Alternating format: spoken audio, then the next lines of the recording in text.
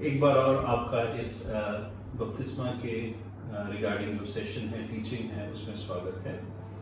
और अभी तक हमने 3 सेशन लिए हैं जहां पर बपतिस्मा से रिलेटेड जितने क्वेश्चन हैं, जितने प्रश्न हैं आपके मन में, वो आपने हमें भेजे हैं और उसका उत्तर रेवरेंड पास्टर एल.एफ. प्रभाकर ने देने की कोशिश की है। और मुझे पूरा यकीन है कि आपके बहुत सारे डाउट्स तो यहाँ पर आपको उसके उत्तर प्राप्त हुए होंगे। और चौथे सेशन में जाने से पहले एक हम छोटी सी प्रार्थना के साथ प्रारंभ करेंगे। धन्यवाद देते हैं परमेश्वर, आपने ऐसा एक मौका दिया कि इस माध्यम से हम उन लोगों तक पहुंच पाए जो बपतिस्मा लेना चाहते हैं और उनके अंदर बहुत सारे प्रश्न हैं। परमेश्वर, धन्यवाद देते हैं कि उन प्रश्नों का उत्तर आप पास्टर के द्वारा देने पा रहे हैं। धन्यवाद देते हैं परमेश्वर, और हम प्रार्थना करते हैं परमेश्वर कि आने वाले सेशन में भी सारी बातें जो हैं वो परमेश्वर आपकी पवित्र आत्मा के द्वारा हो। इस पूरे सेशन को आपके हाथों में सौंपते हुए ये प्रार्थना विनती करते हैं आपके बेटे और हमारे उद्धारकर्ता प्रभु यीशु के नाम से मांगते हैं। स्वागत है पास्टर प्रभाकर आपका। Thank you. और हम धन्यवाद करते हैं परमेश्वर पिता को कि इस प्रकार हमें अनुग्रह किया कि हम इस 4th सेशन में आ सके, और सारे भाइयों को भी जो इसमें मदद कर रहे हैं सबको भी मैं धन्यवाद देता हूँ। और हम जानते हैं कि बपतिस्मा के विषय में अभी कई सारी बातों को हम लोग सीखते आए हैं, और हमारा विश्वास है परमेश्वर आपसे बातचीत किया है, आपके जीवन में बहुत सारे परिवर्तन को लेके आया है, आपकी समझ में परिवर्तन को लेके आया, आपके आचरण में परिवर्तन को लेके आया। जैसा वो पिछली बार मैं कहा, बपतिस्मा लेना बड़ी बात नहीं है, लेकिन बपतिस्मा में बना रहना, उस समय आप जो वचन देते हैं उसमें बना रहना जो है कठिन बात है एक प्रकार से। और आज हम लोग ये देखेंगे इस सेशन में कि हमारा आचरण कैसा होना चाहिए, बपतिस्मा के बाद हमें कैसे जीवन व्यतीत करना चाहिए। और मेरा एक दोस्त है पास्टर गिलबर्ट, वो हमेशा कहते थे उनके द्वारा बहुत सारे लोग यीशु मसीह में आए। उसमें ना बहुत सारे लोग गांव वाले थे, अनपढ़ थे, और उनके बाइबल पढ़ने के लिए उनके पास ज्ञान नहीं था। उन्होंने बहुत सोचा, प्रार्थना किया कि ऐसे लोगों को कैसे शिक्षा दें। फिर उस समय परमेश्वर ने उनको प्रकट किया कि जो प्रेरितों के काम उसका 2रा अध्याय 38वां पद से 47वां पद तक, जो पहला प्रचार के बाद जो कार्य हुआ है उसके विषय में हम लोग पढ़ते हैं। इन 10 वचनों के अंदर उन्होंने देखा कि 10 बातें हैं जिसको हर एक विश्वासी को या हर एक व्यक्ति को करना है। तो उसके बाद उन्होंने उसके ऊपर शिक्षा देना शुरू किया था। तो फिर ध्यान में भी वो बात आ रही है अभी, और हम लोग उस बात को अभी देखने जा रहे हैं, है ना। 10 कार्य करना है, जिसमें 2 कार्य आपके पास हो चुका है। एक है पश्चाताप करना, दूसरा है बपतिस्मा लेना, है ना। 6 अध्याय प्रेरितों के काम 2रा अध्याय 38 से 47वां पद तक। सो 2रा अध्याय के 38वां पद में पतरस क्या कहते हैं, पास्टर जी पढ़िए। अब सुनने वालों के हृदय छिल गए। उन्होंने पतरस और शेष प्रेरितों से पूछा, हे भाइयों, हम क्या करें? और 38वां पद पढ़िए। पतरस ने उनसे कहा, अपने पापों से मन फिराओ, और तुम में से हर एक व्यक्ति अपने अपने पापों की क्षमा के लिए यीशु मसीह के नाम से बपतिस्मा लें, तब तुम पवित्र आत्मा का दान पाओगे। यस, मतलब ये पहला प्रचार के फलस्वरूप जो शिक्षा दी जा रही है। सो पहले पतरस कहता है पश्चाताप करो, मन फिराओ, जिसके विषय में हम लोगों ने कुछ बातों को सीखा है। और दूसरा है बपतिस्मा लो, और बपतिस्मा के बारे में भी आपने बहुत कुछ सीखा अभी तक। और जब बपतिस्मा लेने के बाद जो बातें करना है, 8 बातें मैं आज आपको बताऊंगा। पहली बात है पवित्र आत्मा पाओगे। सो तीसरी जो बात है उसमें, है ना, फर्स्ट पश्चाताप करना, दूसरा बपतिस्मा लेना, तीसरा है पवित्र आत्मा पाना। अभी एक प्रश्न ये भी आया था, मैं बपतिस्मा लेने के बाद भी यदि पाप में बना रहूं क्या होगा, क्या मेरा बपतिस्मा वो वैलिड रहेगा कि नहीं। हाँ, तो आज जो है हमें देखिए, हम एक पापी दुनिया में रहते हैं। जब हम लोग जरूर उद्धार पा चुके हैं, है ना, जब बाइबल को अध्ययन करते हैं हमको पता चलता है पाप का 3 बातें हैं पाप की। ये तो एक है power of sin, penalty of sin और प्रेजेंस ऑफ सिन। पाप का दंड, पाप की सामर्थ, पाप की उपस्थिति। वचन में लिखा है हम उद्धार पा चुके हैं। इफिसियों 2:8 हम कहां से उद्धार पाए हैं? पाप के दंड से उद्धार पाए, है ना। पाप का दंड, वचन में क्या लिखा है रोमियो 8:1 में कि अब पाप की दंड की आज्ञा हमारे ऊपर नहीं है क्योंकि हम मसीह में हैं। जो मसीह में है उनके ऊपर दंड की आज्ञा नहीं होती है, ठीक। तो इसलिए हम पाप के दंड से उद्धार को पा चुके हैं। यीशु मसीह क्रूस पर मरा, उसके कारण हम पाप के दंड से छुटकारा पा चुके हैं। लेकिन पाप की सामर्थ्य, रोज हम परीक्षाओं को सामना करते हैं, खासतौर से जवान लोग, इवन बड़े लोग भी, सब आजकल दुनिया में चारों तरफ हम नजर उठाते हैं, पाप की बातों को हम देखते हैं, टीवी देखते हैं या इंटरनेट में जाते हैं, बीच बीच में आती है। बीच में मेरे एक मित्र ने बताया, वो लोग जूम में एक बड़ा प्रीचर, उनकी डेथ हुई थी, उसके लिए एक मेमोरियल सर्विस कर रहे थे, बीच में पूरा पोर्न साइट्स आ गया, जूम में आ गया करके बोल रहे थे। तो आज दुनिया में ऐसी बातों को हम लोग देख रहे हैं। इस परिस्थिति में हम कैसे एक पवित्र जीवन व्यतीत करें? क्योंकि पाप की सामर्थ, तो पाप की सामर्थ के ऊपर हमें जय पानी है। We have to overcome the power of sin, है ना। तो उसके लिए पवित्र आत्मा दिया गया है। पवित्र आत्मा हमें दो कारणवश दिया गया है। एक है पाप के सामर्थ के ऊपर हम जीवन व्यतीत करें। दूसरा, हम जो सेवा करते हैं, सेवकाइयों में परमेश्वर की सामर्थ प्रकट हो। प्रभु यीशु ने कहा, जब पवित्र आत्मा तुम पर आएगा तुम सामर्थ पाओगे और यरूशलेम में, सारे यहूदिया में और सामरिया में और पृथ्वी के छोर तक मेरे गवाह होंगे, है ना। तो पवित्र आत्मा आने से हमारे जीवन में सामर्थ मिलती है। और इवन आप पढ़ सकते हैं, मैं आप रोमियो की पत्री उसका 8वां अध्याय में मेरे ख्याल से चार पद मेरे ख्याल से पढ़िए। जिससे व्यवस्था की विधि हम में जो शरीर के अनुसार नहीं वरन आत्मा के अनुसार जीवन बिताते हैं पूरी की जाए। ओके, नहीं, दूसरा पद पढ़िएगा, दूसरा पद। जीवन के आत्मा की व्यवस्था ने मसीह यीशु में मुझे पाप की और मृत्यु की व्यवस्था से स्वतंत्र कर दिया। यस, है ना। मतलब आत्मा की क्या लिखा है, फिर से पढ़िए। आत्मा की व्यवस्था ने मसीह यीशु में मुझे पाप की और मृत्यु की व्यवस्था से स्वतंत्र कर दिया। आत्मा की व्यवस्था, है ना। पवित्र आत्मा को जब हम प्राप्त करते हैं वो हमें पाप और मृत्यु के व्यवस्था से जीवन मुक्त कर देता है ना। तो इसलिए पवित्र आत्मा हमारे जीवन में होना बहुत जरूरी है। इसलिए इस बात को यीशु मसीह जानता था। इसलिए यीशु मसीह ने क्या कहा अपने चेलों को, जब तक पवित्र आत्मा तुम पर नहीं आएगा तब तक यरूशलेम को नहीं छोड़ना, है ना। इवन यीशु मसीह के जीवन में देख सकते हैं, यीशु मसीह को पवित्र आत्मा पाने की जरूरत नहीं थी, लेकिन यीशु मसीह भी अपनी सेवकाई को पवित्र आत्मा पाने के पश्चात ही शुरू किया था। बपतिस्मा लिया, वो उसके बाद पवित्र आत्मा उनके ऊपर उतर आया करके हम देखते हैं। और उसके बाद तो इसलिए आज पवित्र आत्मा की जरूरत है। यदि हमें पवित्र जीवन व्यतीत करना है, हमारे जीवन में पवित्र आत्मा की सामर्थ बहुत जरूरी है। क्योंकि पवित्र आत्मा यदि हमारे साथ रहेगा तो हमें पाप करने से हमें रोकता है, हमें बचाता है, हमें पवित्र आत्मा सही मार्ग पे चलने के लिए सहायता करता है, अगुवाई करता है, बल देता है। तो पाप की सामर्थ से हमें प्रतिदिन क्या करना है, उद्धार पाना है। इसलिए यदि आप पढ़ेंगे फिलिपियों की पत्री उसका 2 अध्याय, फिलिपियों 2 का 12 पद पढ़िएगा, 11 के 12 पद।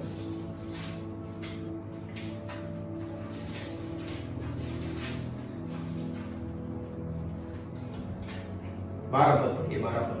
हे मेरे प्रिय भाइयों, जिस प्रकार तुम सदा से आज्ञा मानते आए हो, वैसे ही अब भी न केवल मेरे साथ रहते हुए पर विशेष कर अब मेरे दूर रहने पर भी डरते और कांपते हुए अपने अपने उद्धार का कार्य पूरे करते जाओ। यस, इफिसियों 2:8 में पढ़ता है हमारा उद्धार हो चुका है, लेकिन यहाँ पर लिखा है अपने अपने उद्धार का कार्य डरते हुए कांपते हुए पूरे करते जाओ। प्रेजेंट कंटिन्यूअस में है, क्योंकि पाप की जो सामर्थ्य होने के कारण हमें डरते हुए कांपते हुए, मतलब परमेश्वर के भय में होकर हमें जो है अपने जीवन को व्यतीत करना, ताकि हम पाप में फिर से ना गिरे, है ना। आप पढ़ लेना बाद में, रोमियो 6:1 में पौलुस लिखता है, आप इसलिए मैं लिखता कि आप पाप ना करें, है ना। तो हम इस बात को याद कर लें कि हमें पवित्र आत्मा की सामर्थ जब प्राप्त होती है तब हम एक जीवन व्यतीत करने के लिए परमेश्वर हमें सामर्थ देता है। फिर पाप की उपस्थिति है। देखिए, जब तक हम दुनिया में रहेंगे हमारे शरीर में बीमारियां आती है,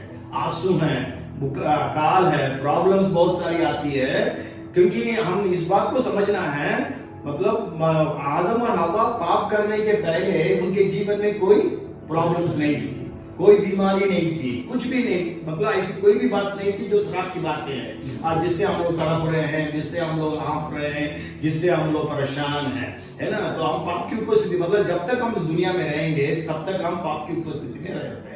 इसलिए पहला पत्रस पहला अध्याय का 5वां पद में लिखा है, आने वाले समय में प्रकट होने वाला उद्धार, मतलब उद्धार एक प्रकट होने वाला है। तो वो क्या है, जब यीशु आएगा तो ये सारा श्राप हट जाएगा।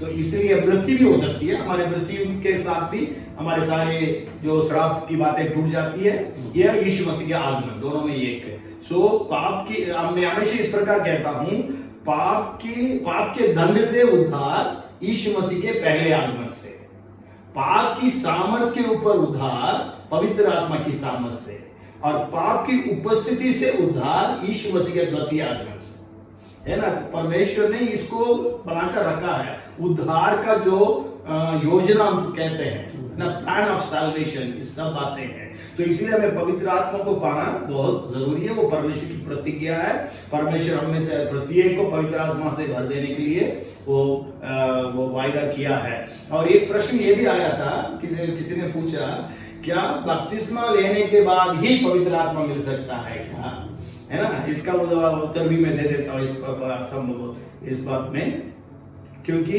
कुरनेलियस के घर में जब पतरस प्रचार कर ही रहा था, जितने लोग परमेश्वर का वचन सुन रहे थे सबके सब पवित्र आत्मा से भर गए।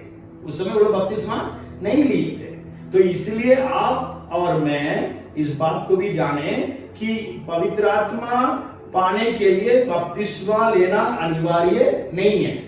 परमेश्वर आपको बिना बपतिस्मा भी आपको पवित्र आत्मा दे सकता है, लेकिन पवित्र आत्मा पाए इसलिए आप ये ना सोचें कि हमें बपतिस्मा की जरूरत नहीं है, लेकिन बपतिस्मा परमेश्वर की आज्ञा है।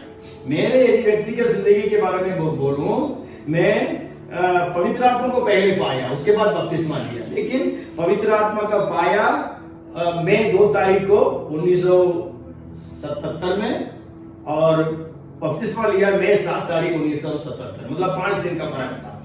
ठीक, तो आज जो है पवित्र आत्मा आप प्राप्त कर सकते हैं। तो पवित्र आत्मा प्राप्त करने का 3 कदम मैं बताता हूं। जरूर कोई आपके लिए प्रार्थना करने के लिए है, आप जो है पवित्र आत्मा उस समय भी पा सकते हैं। आप व्यक्तिगत तौर से भी आप प्रभु से प्राप्त कर सकते हैं। 120 चेले जो थे पेंतुकोस के दिन में, उनके किसी के ऊपर पवित्र आत्मा पाने के लिए किसी ने हाथ नहीं रखा, है ना। मैं भी अकेला था जब पवित्र आत्मा पाया, मेरे ऊपर भी कोई हाथ नहीं रखे, मेरे को उस समय उतना ज्ञान भी नहीं था पवित्र आत्मा के बारे में। तो इसलिए जो है आप, परमेश्वर की प्रतिज्ञा है, मैं बपतिस्मा तो पवित्र आत्मा दूंगा, तो हमारा कर्तव्य है हम उसके लिए मांगे प्रभु से। और दूसरा कदम यह है, आप जब मांगते हैं परमेश्वर सुनकर आपको पवित्र आत्मा देता है, तो आपको विश्वास से उसको रिसीव करना है। और आपको परमेश्वर जो है शक्ति देता है, आप अन्य भाषाओं में बोलते हैं। और इसलिए जो है आप पवित्र आत्मा से भर जाएं, और पवित्र आत्मा की सामर्थ, पवित्र आत्मा का अभिषेक, पवित्र आत्मा का वरदान हर एक विश्वासी के द्वारा कार्य करें। क्योंकि यीशु मसीह यही कहा था, विश्वास करने वालों से अच्छे चिन्ह प्रकट होंगे, मेरे नाम से दुष्ट आत्माओं को निकालेंगे, नई नई भाषा बोलेंगे, और सांपों को उठा लेंगे, नाशक वस्तु पी जाए कुछ हानि न होगी, बीमारों के ऊपर हाथ रखेंगे वे अच्छे हो जाएंगे, है ना। तो इसलिए परमेश्वर जो है हम सबके लिए पवित्र आत्मा को देना चाहता है। तो इसलिए जितना जल्दी हो सके उतना जल्दी पवित्र आत्मा से आप परिपूर्ण हो जाइए। परमेश्वर उसके लिए आपके ऊपर दया करें, अनुग्रह करें। और दूसरी बात वहां पर क्या देखते हैं, 40, वापस हम लोग प्रेरितों के काम उसका दूसरा अध्याय में जाएंगे, उसके 40वां पद में पतरस ने क्या बोला था। पतरस ने और बहुत बातों से भी गवाही दे देकर समझाया कि वे अपने आप को इस भ्रष्ट जाति से बचाएं। यस, दूसरी बात है, इस भ्रष्ट जाति से बचाए। है ना, इंग्लिश में लिखा है be saved from this परवर्स generation, भ्रष्ट जाति से। इसको हम लोग ये दो प्रकार से दो शब्द इस्तेमाल कर सकते हैं। एक है अलगदाई का जीवन, मतलब सेपरेशन, है ना, सेपरेटेड लाइफ। ये तो पवित्र जीवन भी हम लोग बोल सकते हैं आसानी से समझने के लिए, क्योंकि यीशु मसीह ने कहा जब महायाजक की प्रार्थना में यूहन्ना 17:16 में, जैसा मैं इस संसार का नहीं हूं वैसे ये भी इस संसार के नहीं है। मतलब प्रभु यीशु मसीह कह रहा है हम जरूर इस संसार में हैं, लेकिन हम इस संसार के नहीं हैं, क्योंकि हम संसार के ऊपर जयवंत हो चुके हैं। पहला यूहन्ना 5वां अध्याय में बताया गया है हम संसार के ऊपर जयवंत हो चुके हैं। और याकूब तो यहां तक जाकर कहता है 4 अध्याय के 4 पद में इस प्रकार संबोधित करता है, ये व्यभिचारिणियों संसार से प्रेम करना परमेश्वर। पढ़िए उस वचन को 4:4 याकूब में, याकूब जेम्स चैप्टर 4 and verse 4।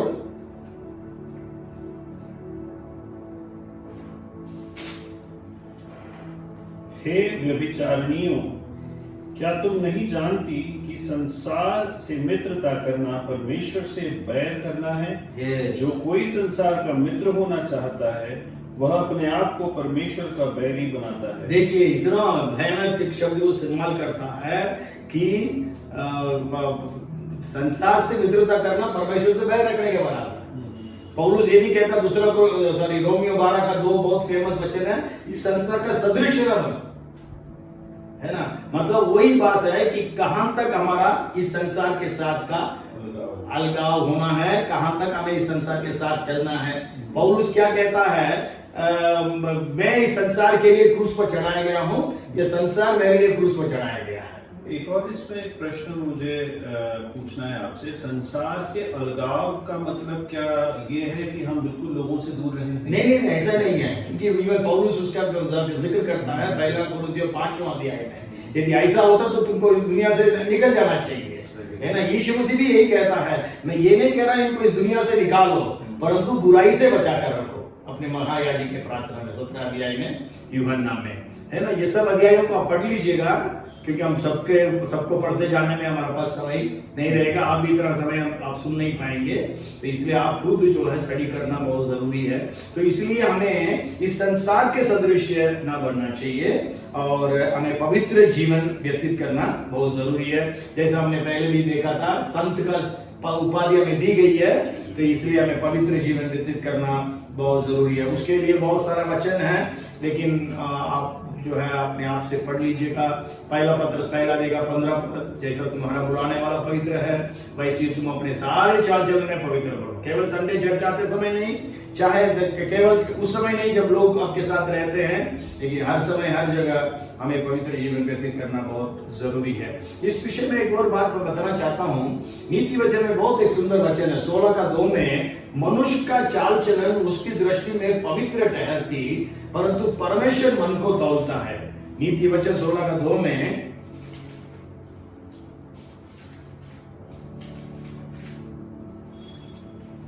मनुष्य का सारा चाल चलन अपनी दृष्टि में पवित्र ठहरता है, परंतु प्रभु मन को तौलता है। यस, तो परमेश्वर मन को तौलते समय कैसे पाएगा?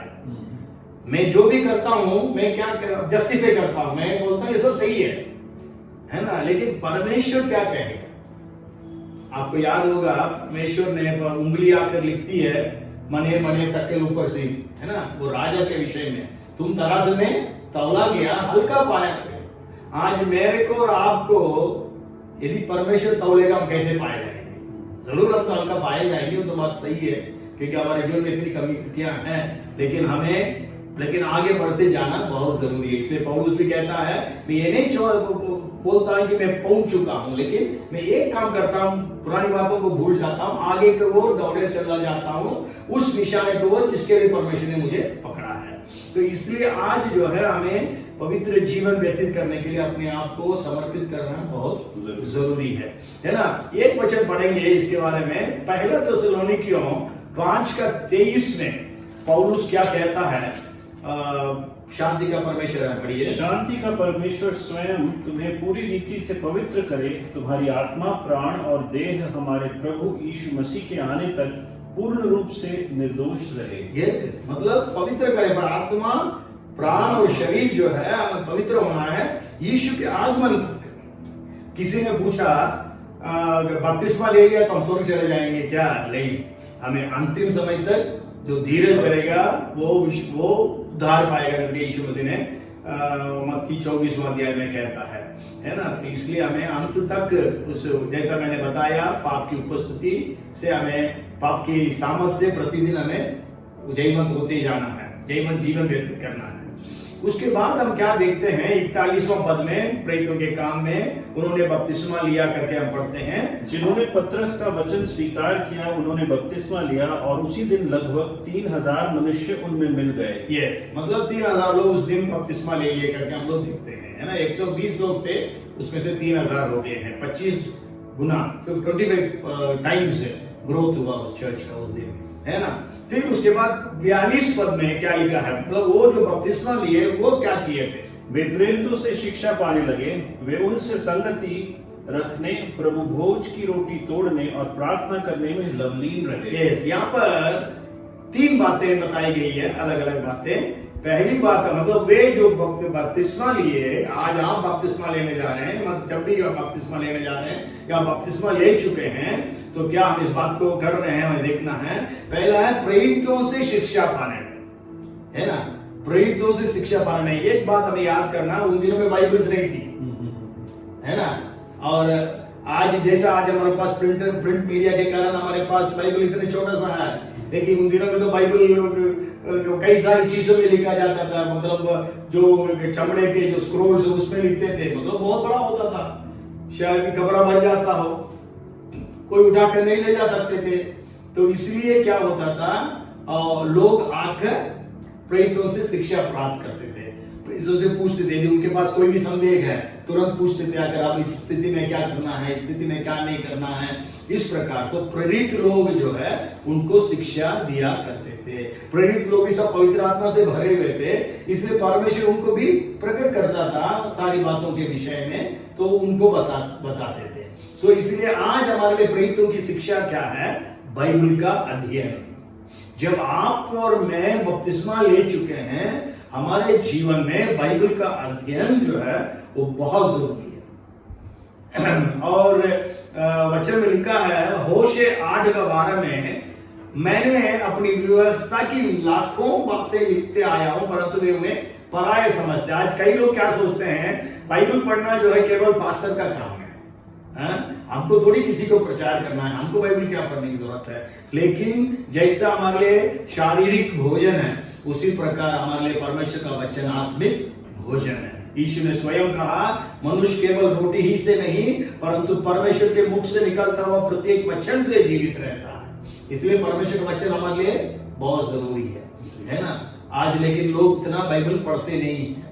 आज हम लोग बाइबल में, मोबाइल में बाइबल है करके देखते हैं, लेकिन बाइबल उसको उधर पढ़ते पढ़ते व्हाट्सएप आता है, ये आता वो आता है, तो फिर हमारा ध्यान भटक जाता है ना। तो बाइबल को हमें अध्ययन करना है। यीशु मसीह ने कहा था कि जब वचन बोया जाता है तो दुष्ट मतलब शैतान आकर उसको छीन ले जाता है ना। तो इसलिए मैं हमेशा कहता हूं हमें 5 काम करना है बाइबल से। आप बाइबल दीजिए थोड़ा सा मेरे को। हाँ, अभी देखिए, मतलब 5 काम करना है बाइबल से। कई बार हम 1-2 काम में निपट जाते हैं। आप देखिए, 5 उंगली से मैं पकड़ूंगा तो आप अभी खींचिए, ऐसे नहीं कर सकते हैं। मतलब शैतान छीन नहीं सकता है जब मैं 5 उंगली से वचन को थामे रहूंगा। अभी मान लीजिए मैं 2 ही उंगली से पकड़ा, आप क्या होगा, तुरंत रहेगा। तो 5 बातें हमें बाइबल से करना है। क्या क्या करना है? पहले बाइबल को सुनना है।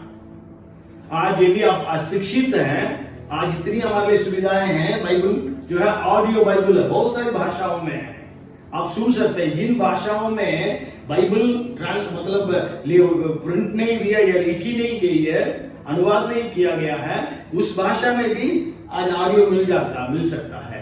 तो इसलिए जो है आप सुनिए परमेश्वर का वचन। प्रकाशित वाक्य 1 अध्याय पढ़ेंगे, नहीं 3 पद में लिखा है, धन्य हैं वे जो सुनते हैं, है ना। इस वचन को आप सुनेंगे, आपके लिए आप धन्य हैं। मैं बहुत बाइबल को कई बार सुना हूं, है ना। आजकल हम काम करते समय, ड्राइव करते समय हम लोग सुन सकते हैं। रोमियो 10:17 भी रोमियो 10:17 विश्वास कैसे आता है?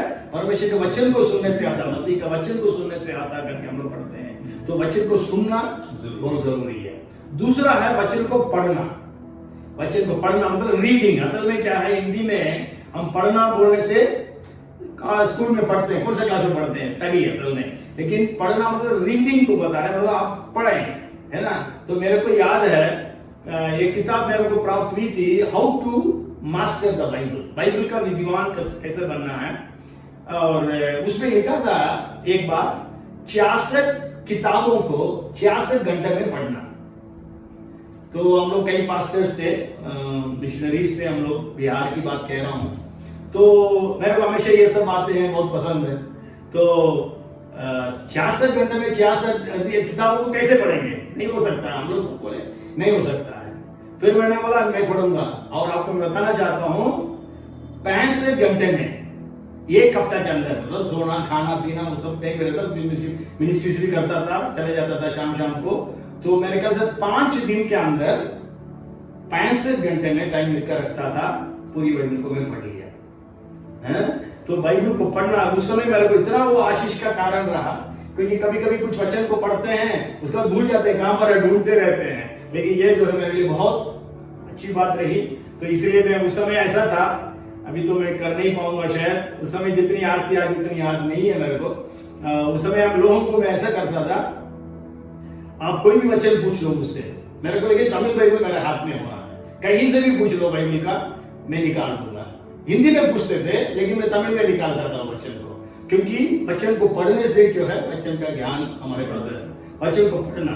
फिर तीसरा है वचन का अध्ययन करना, स्टडी करना। वचन में क्या लिखा है, 5:39 में यूहन्ना में यीशु कहता पवित्र शास्त्र में ढूंढ कर पढ़ो, है।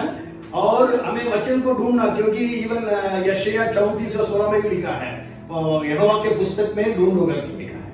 क्योंकि कई बातें हम समझते नहीं है, क्योंकि बाइबल जो है 2000 साल पहले लिखी गई, और मतलब उससे भी पहले के समय का है। उस समय की संस्कृति, आज हमारी संस्कृति अलग है। उस समय का भूगोल हमें नहीं मालूम, उस समय का इतिहास हमें नहीं मालूम, इसलिए जो है स्टडी करना पड़ेगा। जहां पर हमें समझ में नहीं आती है तो हमें कोई जो आदमी समझता है, जो व्यक्ति समझे हैं, उनसे पूछो, मतलब पास्टर से पूछो, कोई लीडर से पूछो। आज इतनी बड़ी सौभाग्यता है कि आप बस गूगल सर्च कर सकते हैं, उसमें भी कई उत्तर आता है, जरूर गलत शिक्षाएं भी आ जाती है ना। अध्ययन करना है बाइबल को। आपके पास क्या नोटबुक है? बाइबल का नोटबुक है। आज के बच्चे जो स्कूल जाते हैं उनके पास कितने, हर सब्जेक्ट का अलग अलग नोटबुक है ना, कॉपीज रहता है। लेकिन आज हमारे पास एक ही है, डायरी में लिखते हैं, फिर बस। कई लोग तो क्या पेपर में लिखते हैं, फिर उड़ जाता है वो पेपर। तो इसलिए बाइबल का ज्ञान अधूरी रह जाती है। बाइबल का अध्ययन करना। फिर चौथी बात जो है वचन को कंठस्थ करना, याद करना। दाऊद नहीं भजन का लेके कहता है 119वां भजन के 11 पद में, मैंने तेरे वचन को अपने हृदय में रख छोड़ा ताकि तेरे विरुद्ध पाप न करूं। और 16 पद में कहता तेरे वचन को नहीं भूलूंगा। तो वचन को याद करना बहुत जरूरी है। बच्चे लोग, अभी से आप वचन को याद करोगे तो इजी रहेगा आपको, है ना। वचन को याद करना बहुत जरूरी है, वचन याद, क्योंकि वचन याद रहेगा तभी शैतान जो भी परीक्षा लाएगा तब तुरंत बोल सकते हैं। यीशु के पास शैतान आया था, यीशु मसीह ने तीनों टाइम क्या बोला था? वचन ही बोला था, उनको याद था। उसी प्रकार हमारे पास भी याद होना चाहिए परमेश्वर का वचन। और 5वीं बात जो है, हमें वचन का मनन करना, मेडिटेट करना, है ना। उसको क्या बोलते हैं, जो चूइंग कट को हिंदी में क्या बोलते हैं? जुगाड़ी करना, जुगाड़ी। आपको मालूम है गाय बैल जो है ना, पहले खा जाती है, जो भी खा के फिर उसको वापस लेकर फिर से चबाती रहती है ना। वही है मेडिटेशन। तो हमें मेडिटेट करना है ना। उसके लिए बहुत सारा वचन है। धन्य है वे जो परमेश्वर के वचन को प्रीति रखता है और रात दिन उस पर मनन करते रहता है, ध्यान करते रहता है। ये भजन 1 का 2 और यहोशू 1 का 8 बहुत फेमस वचन है ना। ये पुस्तक तुम्हारे चित्त से ना उतरे, रात दिन इसमें मनन करते रहो तब तुम बुद्धिमान बनोगे। तो आज हमारे जीवन में मेडिटेशन मतलब 5 बातें होना चाहिए। ये 5 बातें यदि हमारे पास है, शैतान हमसे वचन को क्या नहीं कर सकता, छीन नहीं सकता। यदि केवल आप वचन को सुनोगे और पढ़ोगे, 2 उंगली से आप कोई चीज को पकड़ नहीं सकते, शैतान आगे आराम से छीन लेता है। तो इसलिए वे प्रेरितों से शिक्षा पाने में, लवली ये नहीं कभी कभी, लवलीन रहे लिखा है ना, लवलीन रहना है, वचन पढ़ना डेली। डेली आपको भोजन चाहिए, 3 बार खाते हैं, कई लोग कई बार खाते हैं, और आजकल बोला जाता है थोड़ा थोड़ा करके बहुत समय खाना अच्छा है करके, तो इसलिए आप भी वचन को खाइए ना इस प्रकार भोजन। और दूसरी बात जो लिखी गई है, वे प्रेरितों से शिक्षा पाने में, रोटी तोड़ने में और संगति रखने में, है ना। रोटी तोड़ना संगति रखना एक साथ आता है, क्योंकि हमें संगति रखना है। हम एक नया परिवार के सदस्य बन गए हैं, एक नया परिवार में, है ना। एक बालक जो है उसको क्या चाहिए? परिवार चाहिए। बालक को स्कूल नहीं चाहिए, कॉलेज नहीं चाहिए, बालक को क्या चाहिए? परिवार चाहिए, माँ बाप चाहिए, है ना। और इसलिए आज हमको, जब आप अभी बपतिस्मा लिए हैं, नया है, नया परिवार चाहिए, आज हमको संगति बहुत जरूरी है। वे संगति रखने में लवलीन रहे, रोज। पहले तो वो लोग रोज संगति रखते थे, रोज रोटी तोड़ते थे। 2 का 42 2 का 46 में भी लिखा है, 2 का 46 पढ़िए। प्रेरितों के काम 2 का 46। एक मन होकर मंदिर में इकट्ठे होते, वे घर घर प्रभु भोज की रोटी तोड़ते तथा आनंद और निष्कपट हृदय से भोजन करते। यस, रोज, है ना, प्रतिदिन वे लोग रोटी तोड़ते थे। तो आज हम लोग महीने में फर्स्ट संडे करते हैं, कुछ चर्चेस में हर संडे करते हैं, है ना। तो आज हम लोगों को मतलब प्रभु भोज और संगति बहुत जरूरी है। तो आज हम लोग संगति, आजकल मतलब ये लॉकडाउन के कारण हम लोग संगति भी नहीं रख पा रहे हैं, लेकिन आजकल हमारे लिए जूम और बहुत सारे सोशल मीडिया है जिसमें चर्चेस इकट्ठी होती हैं। तो हमें जो है इस बात को हमें छोड़ना नहीं। एक वचन पढ़िएगा, इब्रानी 10 का 25 में इब्रानी का लेखक क्या कहते हैं?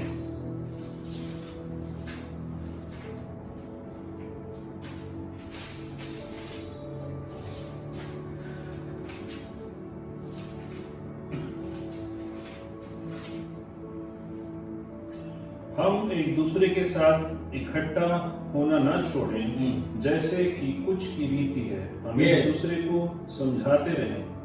तो इकट्ठा होना ना छोड़े। कुछ लोग छोड़ दिए करके लिखा है ना। तो इसलिए हमें एकत्रित होना, फेलोशिप करना कभी नहीं छोड़ना है। नया नियम में कम से कम 24 बातों के लिए एक दूसरे के साथ, एक दूसरे से साथ। अभी हम लोग वचन को पढ़ेंगे नहीं, मैं केवल आपको बोलते जाता हूँ, मैं भी एक वचन भी मैं बोल सकता हूँ, है ना।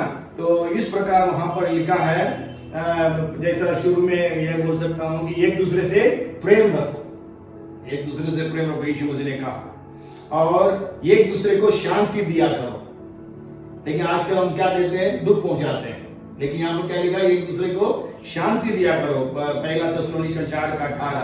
और उसमें यह भी लिखा है, एक दूसरे को समझाते रहो, जैसा हमने इसमें भी पढ़ा था 10 का 25 में, और इवन इब्रानी 3 का 13 में भी लिखा है, एक दूसरे को समझाते रहो।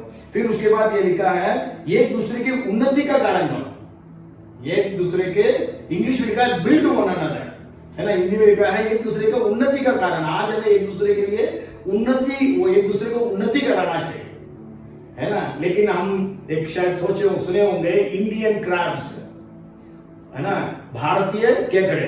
एक समुद्र के किनारे जो है केकड़े का एक टोकरी रखी गई थी, टोकरी खुली थी, और सारे जो केकड़े थे वो चढ़ रहे थे ऊपर निकलने के लिए। तब वहां पर कोई अजनबी आया और बोला, सर आप तो उस टोकरी को बंद करिए, वो सब निकल रहे हैं। तो जो वहां का जो इंचार्ज था वो बोला, नहीं, वो सब इंडियन क्रैब्स है, भारतीय केकड़े, है ना। तो ये वो क्या है, ये केकड़े जब उठता है तो दूसरा उसको खींच देता है, तो इसलिए वो बाहर नहीं निकलेंगे, ऐसा करके उस आदमी ने बोला। लेकिन आज चर्चेस में ही बात हो रही है, मतलब कोई भी ऊपर उठता है, बाकी सारे लोग क्या करते हैं? उनको खींच देते हैं। लेकिन वचन में क्या लिखा? बिल्ड वन अनदर, एक दूसरे की उन्नति करो, है ना। और इसके बाद फिर वहां पर लिखा है एडिफाई वन अनदर, मेल मिलाप, एक दूसरे के साथ मेल मिलाप रखो, और एक दूसरे का सुधार हो, है ना। एडमॉनिश वन अनदर, एक दूसरे को सिखाओ, एक दूसरे को चिताओ। इस प्रकार कई सारी बातें नया नियम में बताई गई। मतलब एक दूसरे इतना इंपॉर्टेंट है, क्योंकि हम लोग एक परिवार में हैं, हमें संगति की भी बहुत जरूरत है, प्रभु भोज लेने की जरूरत है। तो इन बातों को हमें याद करना है ना। फिर उसके बाद वहां पर लिखा है प्रार्थना करने में लवलीन रहे, प्रेरितों से शिक्षा पाने में, रोटी तोड़ने में, संगति रखने में और प्रार्थना करने में लवलीन रहे। हमें प्रार्थना भी बहुत इंपॉर्टेंट है। किसी ने कहा जैसे पक्षी को दोनों पंख की जरूरत है, एक पंख से उड़ नहीं सकती है, तो उसी प्रकार एक मसीही जीवन में बाइबल स्टडी और प्रार्थना दोनों चाहिए। दोनों अलग दो पंख के समान है, जिससे वो आत्मिक तौर से उड़ सके, है ना। यीशु मसीह वचन में क्या लिखा है, जो परमेश्वर का बाज होते हैं वो उकाब की नाई उड़ेंगे, नया बल प्राप्त करेंगे, उकाब की नाई उड़ेंगे। तो आज हमारे जीवन में परमेश्वर का वचन और प्रार्थना दोनों बहुत जरूरी है।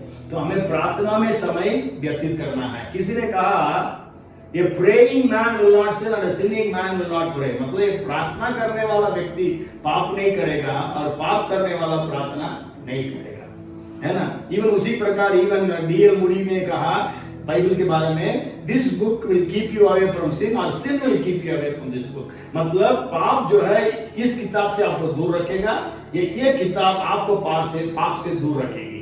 तो इसलिए ये बात याद रखना है, दोनों बहुत जरूरी है। इसलिए दोनों के बीच में वहां पर लिखा है रोटी तोड़ना और संगति रखना।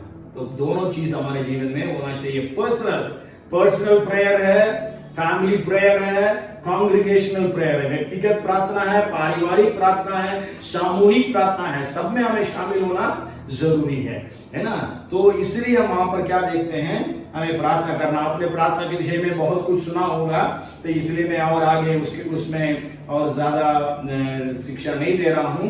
आप जो है प्रार्थना के बारे में शुरू से, जब से आपने यीशु मसीह को सुना तब से सुनते आए हैं। और उसके बाद जो है भाई पास्टर हम वहां पर देखते हैं, आगे जो पढ़ते जाते हैं, फिर उनके जीवन में क्या बातें हुई थी, है ना। पहले तो पश्चाताप किए, दूसरा वे लोग बपतिस्मा लिए, तीसरे पवित्र आत्मा पाए, चौथा वे लोग पवित्र जीवन व्यतीत किया, अलगदाई का जीवन, फिर पांचवा प्रेरितों की शिक्षा, छठवां जो है रोटी तोड़ना और संगति रखना, और सातवां जो है प्रार्थना करना। इसके अलावा वहां पर और 3 बातों को देख सकते हैं। आपको कहीं समझ में आ रहा है कि वहां पर कभी पढ़े होंगे तो 2 का 42 के बाद, मतलब 43 से 47 पद तक आप जो पढ़ते हैं, वहां पर आपको कोई पता चल रहा है कि और क्या करना है, और ये क्या किए थे वो लोग? मेरे ख्याल से आपसी जो उनका जो धन संपत्ति की जरूरतों को मतलब गिविंग, देना, है ना। देना भी बहुत जरूरी है। कई लोग बोलते हैं ना, हम लोग पैसा से लोगों को धर्म परिवर्तन करते हैं, वो बिल्कुल झूठ है। क्योंकि हमारे पास जो आता है वो हमको पैसा देता है, हम उनको पैसा नहीं देते हैं, उल्टा वो पैसा देते हैं और दान देते। वहां पर तो उस समय तो उन लोग दान देने में इतना ऊंचे श्रेणी में पहुंच गए, उधर जमीन जायदाद सब कुछ बेच बाच कर आकर प्रेरितों को दे दिए करके हम लोग वचन में पढ़ते हैं। दूसरा अध्याय का 45वां पद पढ़िए।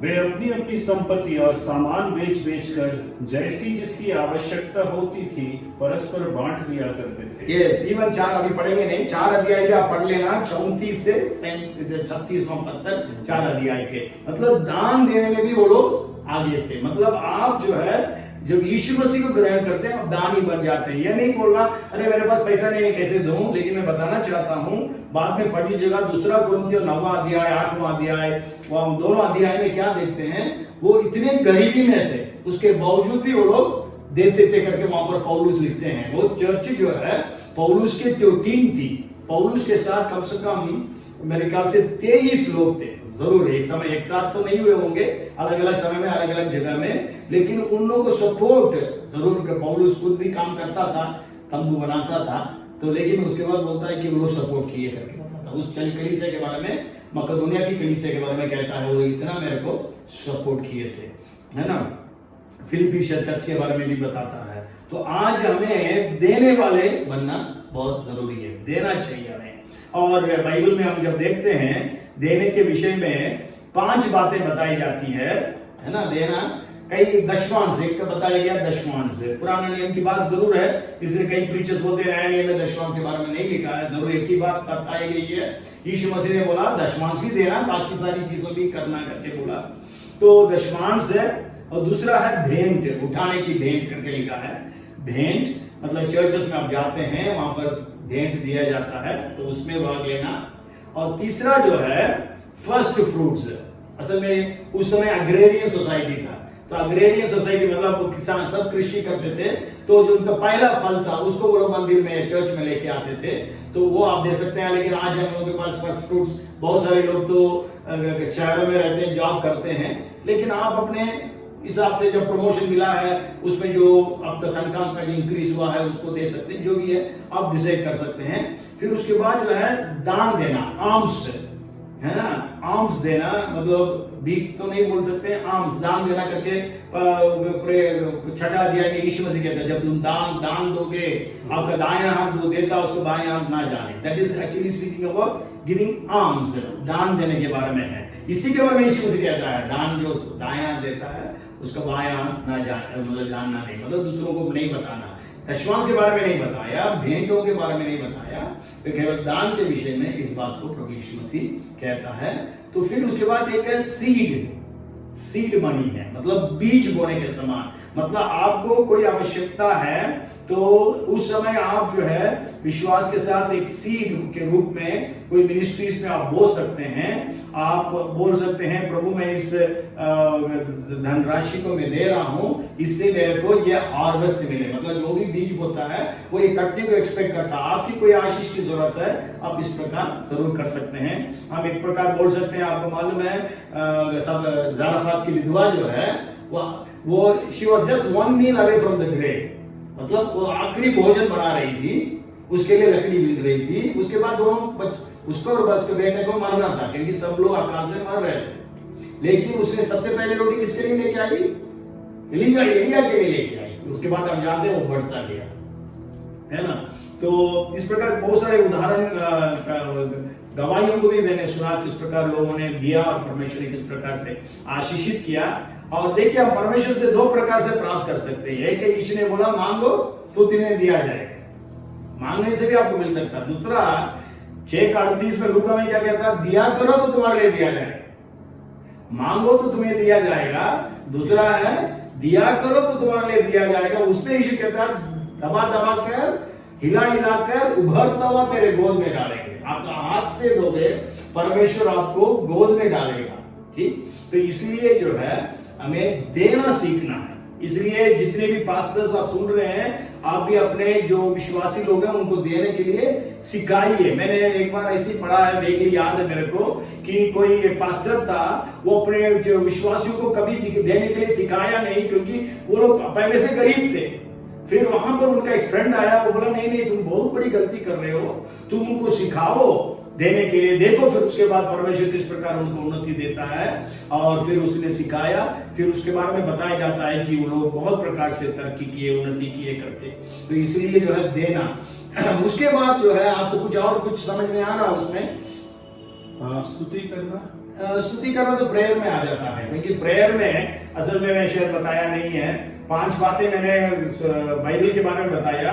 एक बैलेंस्ड प्रेयर लाइफ, मतलब हमें संतुलित प्रार्थना का जीवन होना है, उसमें 5 बातें हैं। पहली बात है स्तुति आराधना, है ना। प्रार्थना में हम केवल मांगने के बाद को प्रार्थना नहीं सो बाइबल कहती है। यीशु मसीह ने जो प्रार्थना सिखाई उसमें भी देखा है, हे मेरा हमारे स्वर्गीय पिता तू जो स्वर्ग में है, तेरा नाम पवित्र माना जाए, मतलब स्तुति आराधना, है ना। धन्यवाद, स्तुति आराधना, है ना। धन्यवाद परमेश्वर ने जो दिया उसके लिए, परमेश्वर ने जो किया उसके लिए स्तुति, परमेश्वर जो है उसके लिए आराधना है ना। तो ये बात याद करना है। और उसके बाद जो है पाप अंगीकार। यीशु मसीह ने बोला जैसे हमने अपराधियों को क्षमा किया वैसे हमारे अपराधों को क्षमा कर, पाप स्वीकार। तीसरा जो है अपने व्यक्तिगत जरूरतों को मांगना, रोज की रोटी आज हमें दे। व्यक्तिगत जरूरत, आपकी जो भी जरूरत है मांग सकते हैं। कई बार क्या होता है, इसी को हम लोग प्रार्थना समझते हैं, अपने व्यक्तिगत जरूरतों को मांगते रहना। शॉपिंग लिस्ट जैसा हम लोग परमेश्वर से प्रभु ये दे वो दे ये दे ये दे ये कर, है ना। फिर चौथी बात है मध्यस्थता, इंटरसेशन। प्रभु यीशु मसीह ने जो प्रार्थना सिखाई उसमें आपकी आवश्यकता को मांगने के पहले मध्यस्थता के बारे में बताता है। तेरा राज्य आए, तेरी इच्छा जैसे स्वर्ग में पूरी होती है वैसी इस पृथ्वी पर भी हो। आज कई बार हमारी प्रार्थना मैं बंद हो जाती है, लेकिन प्रभु का राज्य आना है। हमें दूसरों के लिए प्रार्थना करना, मध्यस्थता करना। परमेश्वर के बारे में वचन में लिखा है, यशायाह बाद में पढ़ लीजिएगा 59:16 में परमेश्वर अचंभा किया कि कोई विनती करने वाला नहीं, कोई मध्यस्थता करने वाला नहीं। इवन हम जानते हैं बहुत फेमस मशहूर वचन है यहेजकेल 22:30 में, उनके बीच में ऐसा एक मनुष्य को ढूंढना चाहा जो बाड़े को सुधारे और देश के निमित्त नाके पर मेरे सामने ऐसे खड़े हो कि मैं देश को नाश न कर सकूं, परंतु कोई नहीं मिला। परमेश्वर कहता है मतलब मध्यस्थता करने वाले नहीं मिल रहे हैं। आज हमें मध्यस्थता करना है, तो ये भी बात है। और 5वां है धन्यवाद के साथ बाट जोड़ना परमेश्वर की, है ना। बाट जोड़ने के विषय में बहुत कुछ बाइबल बतलाती है। हम लोग कई बार क्या करते हैं कि अब बोलते यीशु के नाम से आमीन करके निकल जाते हैं। यदि मान लीजिए आपके घर में आए, आपसे वो बोलता रहा, आपको बोलने का टाइम ही नहीं दिया, बाई करके बोल दिया, अगले बार मैं आऊंगा आप दरवाजा नहीं खोलोगे। परमेश्वर से हम यही करते हैं, है ना। प्रभु से मांगते, प्रभु धन्यवाद, वो ये देना वो देना, यीशु के नाम से आमीन, बस उड़ गए हम लोग प्रार्थना से। यदि पारिवारिक प्रेयर में भी हम क्या करते हैं, प्रेज द लॉर्ड। यदि सामूहिक प्रार्थना होती तब भी प्रेज द लॉर्ड बोलने लगते हैं। लेकिन हमें परमेश्वर से बात जो है, अभी तक आप और मैं प्रभु से बोलते रहे, आज प्रभु क्या बोलना चाहता है, बात जो धन्यवाद के साथ बात होना। इवन यीशु मसीह भी वो प्रार्थना जो सिखाई उससे आखिर होता, क्योंकि राज्य, पराक्रम और महिमा सदा तेरे ही है, आमीन। मतलब अंत में भी स्तुति आराधना है, धन्यवाद है। तो एक वार्तालाप जैसा होगा, है ना।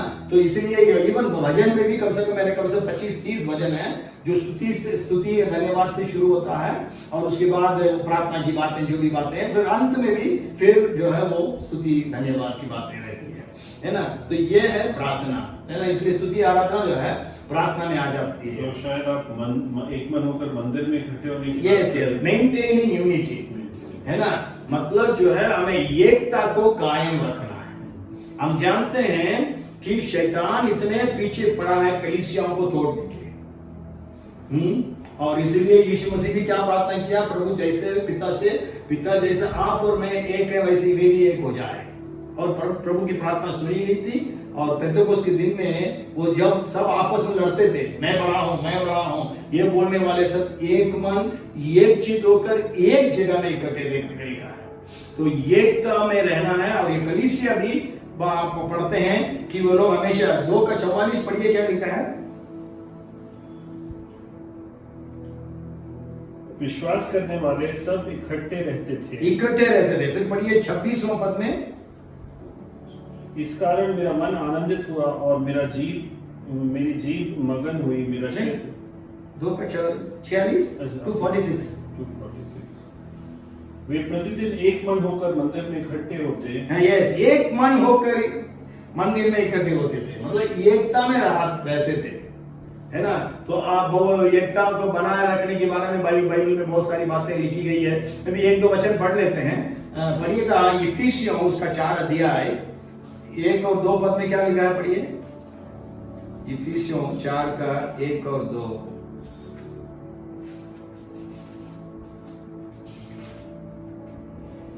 मैं जो प्रभु में बंदी हूँ तुमसे निवेदन करता हूँ कि जो आह्वान तुम्हें दिया गया था और जिसमें तुम बुलाए गए थे उसके योग्य आचरण करो। तुम पूरी दीनता और नम्रता के साथ धीरज रखते हुए प्रेम से एक दूसरे की कठिनाइयों को सह लो। और तीसरा पद भी पढ़िएगा, तीसरा पद, शांति के बंधन में आत्मा की एकता रखने का प्रयत्न करो। यस, आत्मा की एकता रखने का प्रयत्न करो, है ना। तो स्ट्राइव, हमें क्या करना, उसके लिए प्रयत्न करना बहुत जरूरी है। मेंटेन यूनिटी, मतलब कलीसिया में एकता को कायम रखने के लिए हमें हर प्रकार कोशिश करना चाहिए। आप देखिए फर्स्ट सेंचुरी में क्या हुआ, कलीसिया बढ़ती गई तो वहां पर 2 भाषा बोलने वाले थे। एक यूनानी बोलते थे कुछ लोग इब्रानी बोलते थे। सारे जो लीडर्स होते थे, अपोस्टल्स, वो सब इब्रानी बोलते थे, मतलब मातृभाषा इब्रानी थी। यहूदी थे, मतलब यहूदी यहूदी थे बोल सकते हैं। दूसरा जो है ग्रीक जूस, मतलब वो दूसरे शहरों से आए थे और उनके बीच में मतलब मनमुटाव की बातें आने लगी। तो इसलिए जो यूनानी भाषा बोलने वाले यहूदी थे वो बोले हमारी विधवाओं की सुधि नहीं ली जाए। तो उन्होंने क्या किया, आत्मिक तौर से कार्य किया। शैतान फूट डालने के लिए कोशिश किया, लेकिन चेलों ने बोले चलो हम लोग इस काम में नहीं लगे रहेंगे, हम 7 सुनाम पुरुषों को चुनेंगे जो पवित्र आत्मा से परिपूर्ण हो और वे इस कार्य को देखेंगे। हम प्रार्थना करने में, वचन की सेवकाई में बने रहेंगे। और उसमें उन्होंने 7 पुरुषों को चुना। वो सबके सब कौन थे मालूम? यूनानी यहूदी थे, यूनानी भाषा बोलने वाले, क्योंकि यूनानी भाषा वाले ही विरोध कर रहे थे, तो इसलिए उन्हीं को रख दिया ताकि वे लोग अपने लोगों को सही ढंग से परवरिश करें, वो देखभाल करें। फिर उसके बाद क्या लिखा है? शैतान फूट डालना चाहा, लेकिन 6 अध्याय के 7वां पद में लिखा है यरूशलेम में चेलों की गिनती बहुत बढ़ती गई। अंग्रेजी में मल्टीप्लाई, मतलब शैतान डिविजन लाना चाहा, परमेश्वर ने मल्टीप्लिकेशन किया। लेकिन आज कलीसिया की क्या परिस्थिति है? डिवीजन और सब्ट्रैक्शन, है ना? डिवीजन और सब्ट्रैक्शन। आज इतनी कलीसियाएं टूट गई, आज इतने सारे डिनोमिनेशंस। तो जरूर प्रभु दया करें ताकि एकता फिर वापस लोगों में आ जाए। जरूर इन दिनों में सताव के कारण बहुत सारे चर्चेस में यूनिटी की बातों को हम लोग देख रहे हैं, और इसलिए यूनिटी, बहुत अच्छी बात आपने कही, तो यूनिटी चाहिए। और यूनिटी के विषय में बहुत सारा वचन है। एक वचन यदि आप पढ़ेंगे, और 1 कुरिन्थियों 1 अध्याय का 10वां पद, ये 1 कुरिन्थियों 1 अध्याय का 10वां पद है।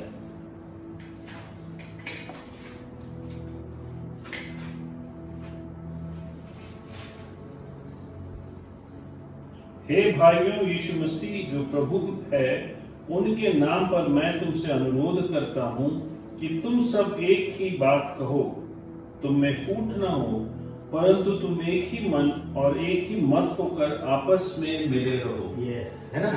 फूट ना हो, आपस में मिले रहो। इसलिए जितने आप हैं, आप में फूट ना हो, आप एक दूसरे से मिले रहें और एकता को बनाए रखें। यदि आपको नुकसान भी हो, कोई बात नहीं, एकता को बनाए रखें। और आखिरी बात मैं जो कहना चाहता हूं, आप कुछ सोच सकते हैं, ठीक, मैं बता देता हूं। विटनेसिंग, असल में विटनेसिंग वहां पर स्पष्ट नहीं है, इसलिए आप भी उसको नहीं सोच पाए होंगे। लेकिन 2 का 47 में हम क्या देखते हैं? अंतिम भाग में जो उद्धार पाते थे, प्रेरितों के काम 2 का 47 में जो उद्धार पाते थे, उन्हें प्रभु प्रतिदिन कलीसिया में मिला देता था, है ना? उसमें आखिरी भाग में लिखा है उनको प्रभु प्रतिदिन उनमें मिला देता था। यस, उनमें मिला देता था। अंग्रेजी में कलीसिया में मिला देता था लिखा है ना? तो कैसे मिला देता था? क्योंकि आप और मैं क्या किए? गवाह बने, विटनेसिंग, है ना? तो आपको मालूम होगा, यदि प्रेरितों के काम किताब पढ़े होंगे, तो 1st सेंचुरी में जितने विश्वासी थे सब गवाह बने थे, है ना? आज हम सोचते हैं केवल पास्टर प्रीच करेगा, केवल कुछ लीडर्स हैं चर्च में जो प्रीच करने योग्य हैं वही लोग प्रीच करते हैं, लेकिन वो नहीं। उनका असल में क्या था वहां पर? इवन आप बाद में पढ़ लीजिएगा, प्रेरितों के काम उसका 11वां अध्याय में 19 से 21वां पद तक। और प्रेरितों के काम 8 का 4 में लिखा है कि जब स्तिफनुस के कारण उपद्रव हुआ था ना, जो तीतर हुए थे वे सुसमाचार सुनाते हुए फिरे। प्रेरित लोग सब यरूशलेम में थे, लेकिन बाकी लोग सब तीतर हुए थे, वे सब सुसमाचार सुनाते हुए फिरे। और उन्हीं के बारे में लिखा है, स्तिफनुस के क्लेश के बारे समय में जो तीतर हुए थे, वे जाकर वहां पर सुसमाचार सुनाए। मतलब वहां पर 2 ग्रीक वर्ड्स है, यूनानी भाषा में 2 शब्द है। एक है इवांजेलाइजो, इवांजेलाइजो मतलब है आप मंच पर खड़े होकर प्रचार करते हैं, वो भी शब्द इस्तेमाल किया गया। दूसरा एक शब्द इस्तेमाल किया गया लेलियो, यूनानी भाषा में, वो 2 बार इस्तेमाल किया गया है उन वचनों में, 11 अध्याय के 19 से 21 में, है ना? 2 बार लेलियो शब्द। लेलियो का मतलब है, मतलब फुसफुसाना है उसका असल में। तो आप जो है अपने पड़ोसी को क्या कर सकते हैं? धीरे से बोल सकते हैं, शेयरिंग। किसी ने बोला गॉसिपिंग द गॉस्पेल, मतलब आप गॉस्पेल को किसी को भी कभी भी कहीं भी सुना दें।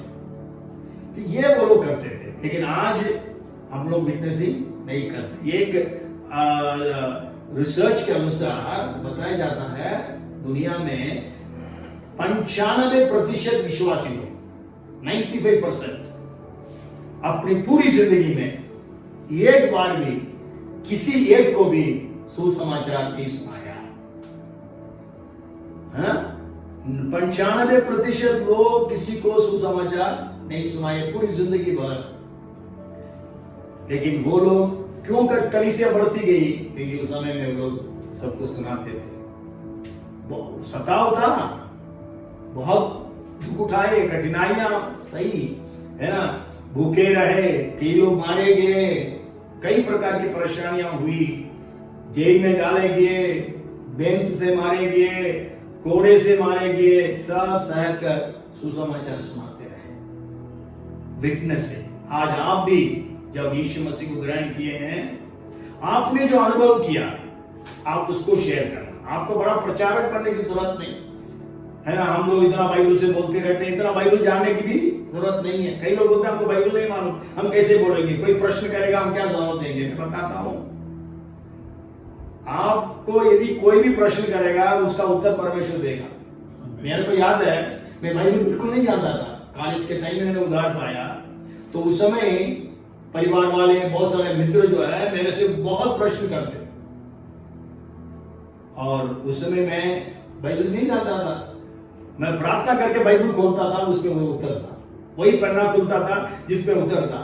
मेरा एक ब्रदर बोलता था इतनी बुद्धि है उसको कहां से आई, इतना ज्ञान। तो मेरा कहने का मतलब है, आप जो है सुसमाचार सुनाइए, परमेश्वर वचन देगा, जो प्रश्न वो करेंगे उसका भी जवाब परमेश्वर देगा, पवित्र आत्मा देगा। इसलिए यीशु मसीह बोला पवित्र आत्मा तुमको बताएगा, इसलिए आपको चिंता करने की जरूरत नहीं है। मत्ती 10वां अध्याय में, लूका 21वां अध्याय में उस वचन को पढ़ लेते हैं। लूका 21 का मेरे ख्याल से 15वां पद क्या लिखा है, देखिए लूका 21 का 15।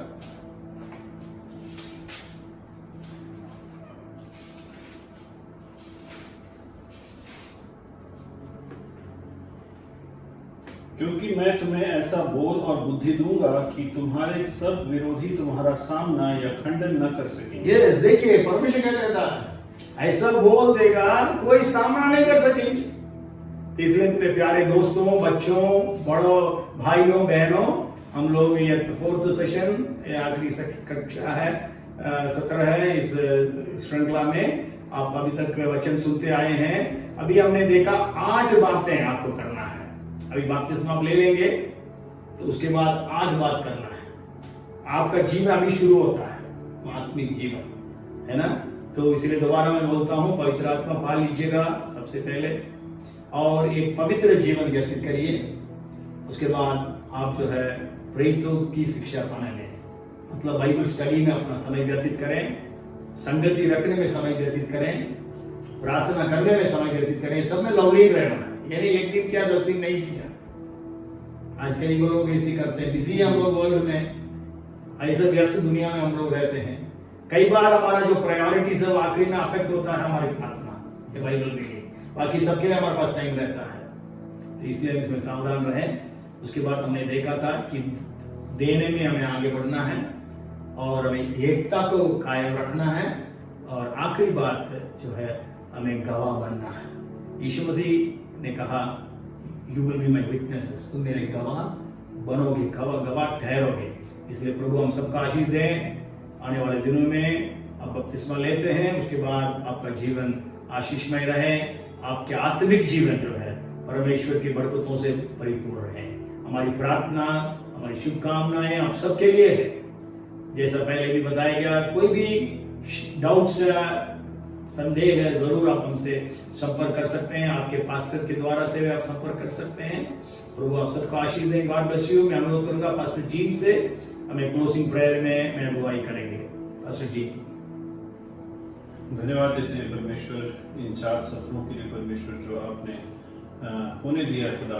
धन्यवाद देते हैं उन लोगों के लिए परमेश्वर जिनके हृदय में ये उन्होंने ठान ली है कि उन्हें बपतिस्मा लेना है परमेश्वर। उसके बाद का जीवन कैसा होना चाहिए उसके विषय में आज हमने तीसरे और चौथे सत्र में जो बातें सुनी हैं परमेश्वर, वो बातें न सिर्फ हमारे मन में बनी रहे परंतु उसके अनुसार हम अपना जीवन व्यापन कर सकें।